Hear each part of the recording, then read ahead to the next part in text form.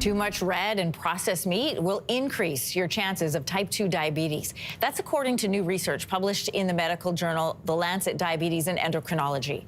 So the study included nearly 2 million subjects from 20 different countries. It's a big study. Its conclusion, habitual consumption of even the equivalent of around 2 slices of ham per day is associated with a higher diabetes risk in the next decade. Joining us this morning is the study's senior author, Dr. Nita Farooqi. She's a professor of population health and nutrition at the University of Cambridge. Good morning. Thanks for joining us. My pleasure. Good morning.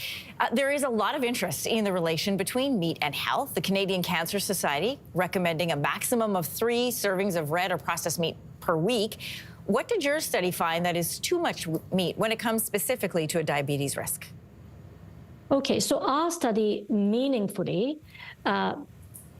gives this research for type 2 diabetes while we've already known it for other conditions such as cancer in particular and bowel cancer.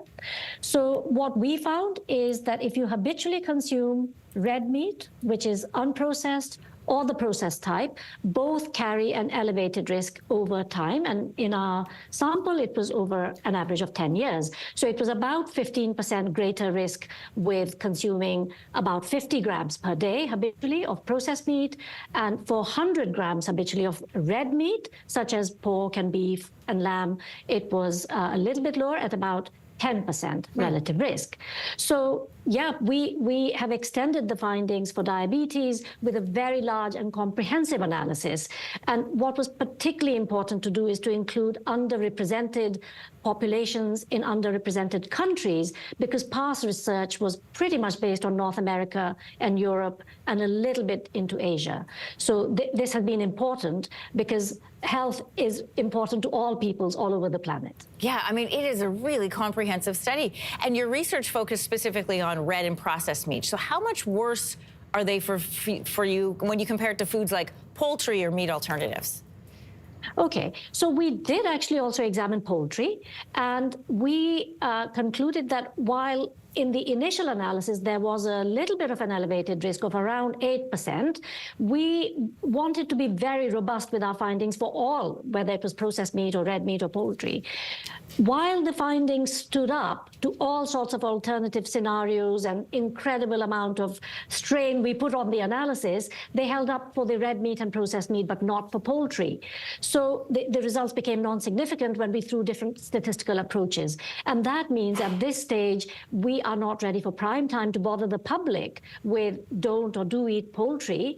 But what we did model was if poultry was to replace processed meat intake, then there is a benefit to be had. So that was a nice substitution analysis, which shows that poultry can be a helpful replacement, in fact, for processed meat. And what we would say is we already know from other evidence and from the World Health Organization that for processed meat, which is things like bacon and hot dogs and salami and pepperoni and ham, there is really no safe limit, and 0 or very minimal is best. Now, that doesn't mean you don't enjoy the occasional treat. That's absolutely fine. It's about if your overall dietary pattern is such that you really have those on a very regular, habitual basis. Yeah, prolonged consumption.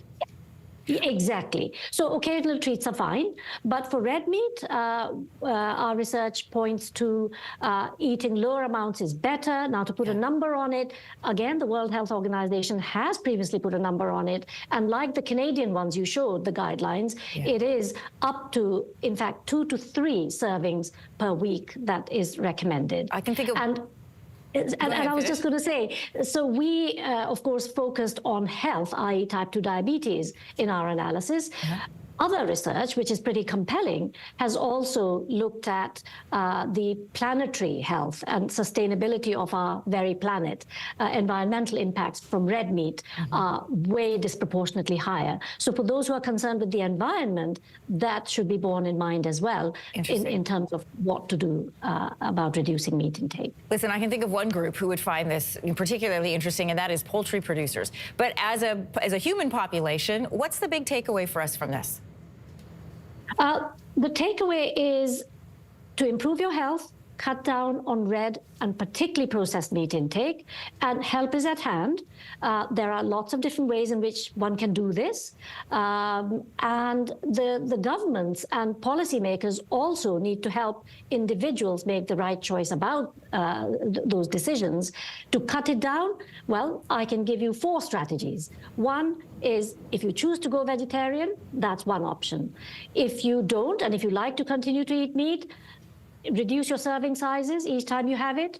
Cut down the number of occasions when you have it. So have meat-free days, meat-free weeks, or do healthy meat swaps. So instead of having meat, have fish, poultry, eggs, dairy, which hasn't got sugar in it. And don't forget the plant-based sources, legumes, and also whole grains are a good source of protein. Okay.